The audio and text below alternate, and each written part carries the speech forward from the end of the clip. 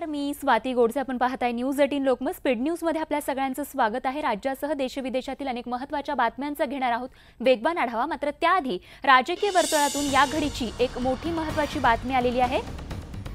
अमित शहा मुख्यमंत्री आणि उद्धव ठाकरे युतीचा फॉर्म्युला ठरवतील.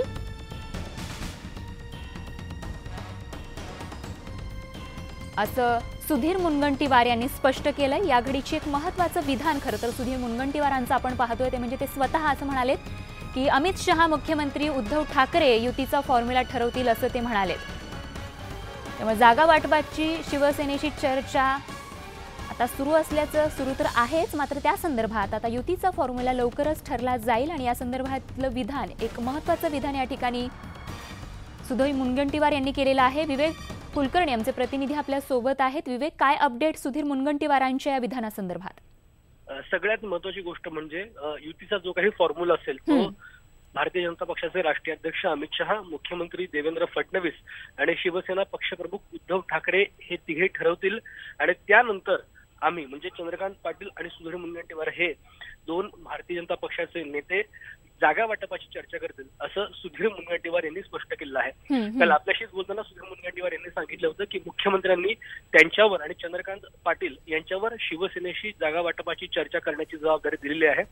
मात्र पहिले जे हे तीन नेते आहेत, अमित शहा, मुख्यमंत्री देवेंद्र फडणवीस आणि उद्धव ठाकरे, हे युतीचा फॉर्म्युला ठरवतील आणि त्या फॉर्म्युलानुसारच जागा वाटपाची चर्चा शिवसेनेशी केली जाईल असं मुनगंटीवार यांनी स्पष्ट केलं आहे. अगदी. त्यामुळे खरं तर सकाळी काही वेळापूर्वीच सुधीर मुनगंटीवारांच्या नावाची चर्चा पुढे येत होती की ते सगळ्या स्पष्टीकरण करतील युतीच्या या वाटाघाटी संदर्भात, जागा वाटपाच्या. मात्र आता त्यांनी स्वतः अमित शहा मुख्यमंत्री आणि उद्धव ठाकरे युतीच्या फॉर्म्युल्याचं खरं तर स्पष्टीकरण आणि ते ठरवतील असं या ठिकाणी स्पष्टीकरण दिलेलं आहे. धन्यवाद विवेक या माहितीसाठी. आणि या आता बातमी आहे कोल्हापुरातून. कोल्हापूर जिल्ह्यातील भडगाव ते सामानगड दरम्यान घोडागाडी शर्यतीत अपघात झालेला आहे.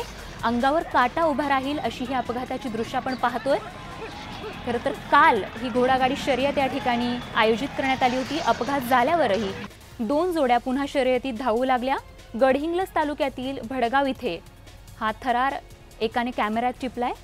किती भीषण हा अपघात होता हे आपल्याला दृश्यांमधून बघायला मिळते. एक मोठी दुर्घटना खरं तर होऊ शकली असती, मात्र थोडक्यात या अपघातात सुदैवाने सगळे बचावलेले आहेत. कालची ही घटना आहे. त्यामुळे वारंवार खरं तर अशा स्पर्धांना विरोध होत असतो, मात्र नागरिकांच्या आग्रहास्तवच अशा पद्धतीच्या स्पर्धांचं आयोजन करण्यात येत असतं.